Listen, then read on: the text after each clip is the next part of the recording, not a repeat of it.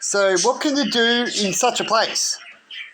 Well, until all the bubbles get together, like the Aboriginals. The Aboriginals used to live away in all their little bubbles and their camps, and they did their thing, and they went off the main rules of how they lived their little bubbles so they can sort of get along. And they did. But their bubbles weren't good enough where they can fully connect. They got to a point where they started doing it. Right? As when they got invaded, right, they were a big difference, like the game I was talking about, how one person can upgrade more than the other. Right? And then you can easily go attack them, no worries. Then try to attack them the same people at the same time, right? That's why it's good to spread around and do things as soon as you can. Otherwise, you get too far behind, you get creamed, and that's this story. Right, the time the Aboriginals got together to make a big team, it was too late, and they were way too far behind in technology as well. And they went to do something and thought they could do something, and if it was going against themselves, they would have, right? And that's how they think, because that's the education they're at. But didn't realise how powerful the other side was, right? And then the other side, they got a few kills in as the other side retreated, and then just finished them off, right? From a distance, and then they end up retreating and went, shit, we can't do nothing, huh? And lost all their abilities and the connection. When you first connect like that and lose, it breaks the connection more. Huh? They did it wrong on their first time, makes it worse. Because everyone goes, well, we've done that before and look what happened. That's because you did it the first time wrong. Or it was the wrong time. You got to look at, you were unadvantaged. Huh? Actually, you showed you were pretty fucking brave and had more balls. Huh? But that's about it. Huh? And so what we do is we all live in our bubbles. We all end up having all these bubbles now, just like the Aboriginals all around the world. And we're trying to connect like the Aboriginals. And when we do, it's usually too late, like the G20s and stuff. It's not helping, is it? Because we're all working with 10% most of the time, unless you can get those high ones, those few million that are in the 90%, you see?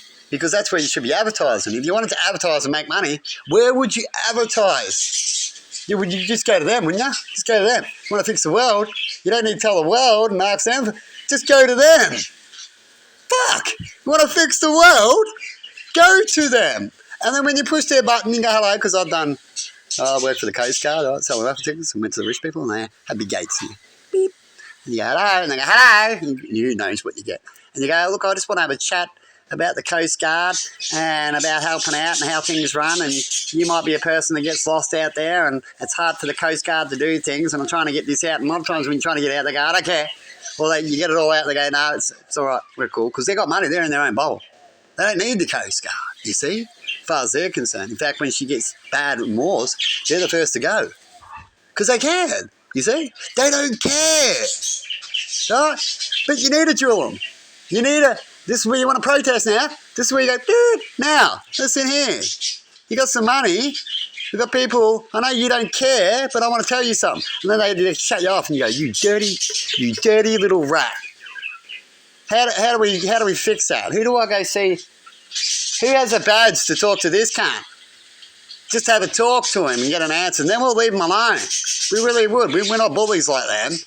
We'll get the real and we'll leave them alone, put it all over TV and show the world what they are. Then we'll see how much money they get then we'll see if they need the Coast Guard. You get it, people? But they think you're nothing. It's sad, isn't it? Now, I don't say that there's times where they're busy and there's certain things like that, but that's what you get 90% of the time at those places. You'd be lucky to get in. So we stop talking to them. Oh, you'll make money in the richer. No, you fucking won't. For the people. We go to the poor or mid-class. Mid actually does the best. The poor mid. They're the best people. They work. They get lost in their little ways of working. Huh? That's why I say about being too good and being too lenient. Huh? And so what we do is we all go in our bubbles. And if your bubble's not right, which we talked about before, well, you wait till you can get out of North Korea. So in North Korea, you're only getting $1 a day. You're going to have to wait a while so you can finally get $100 up so you can use that $100 to get out. Right? Or you got to do the time. You're in jail at North Korea and they're going to let you out 10 years and then say be a bitch. And then while you're a bitch, then you're going to save up 10 because you're not going to retaliate now because that's what they want. See, they put you in there so you attack and then they grab you again. That's what they're doing to everybody, including myself at the moment. I've got a whole story about it. Right? And so you got to leave it. It's really, really, really sad. You got to take it up the Kingstown, like in Nyalana. You've been here before, yeah, the whole fucking world has. We've got a history of it.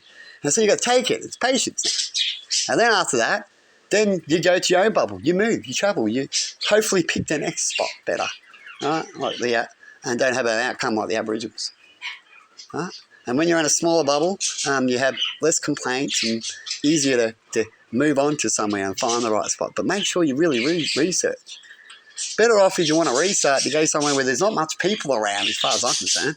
Right? But if you believe you're a good manipulator and you're one of them, then you go around people because they'll help you. But if you just want to start your life and restart, we've been doing that for 30,000 years. It's actually quite bad. We can all do that independently. It's built in us. Right? But these other people won't let you do that. It makes it very hard, isn't it? But that's why when you get all these answers, you go, yep, he's right. Now, could you believe that this blue planet is actually a jail to the universe? That actually we're getting watched just like the good people watch here and stuff like that? In fact, the aliens might even say the Israel thing. We want our 100 aliens that turn up last 2,000 years. They live a long time. We at least want their bodies back. Otherwise, we're gonna come out and destroy you. And if you can't get that up, well, what's going to happen? What's going to happen with Israel if they go, we can't send you your bodies, you blew them up, we haven't even got them? Israel's going to keep going, isn't it? Well, I guess I'm going to have to keep going. You're fucked up. Is that true? Because they've got a thing in their head where they're not going to stop. That's what they said. They've said it. So what does that mean here? Good luck, doesn't it? And have a good one.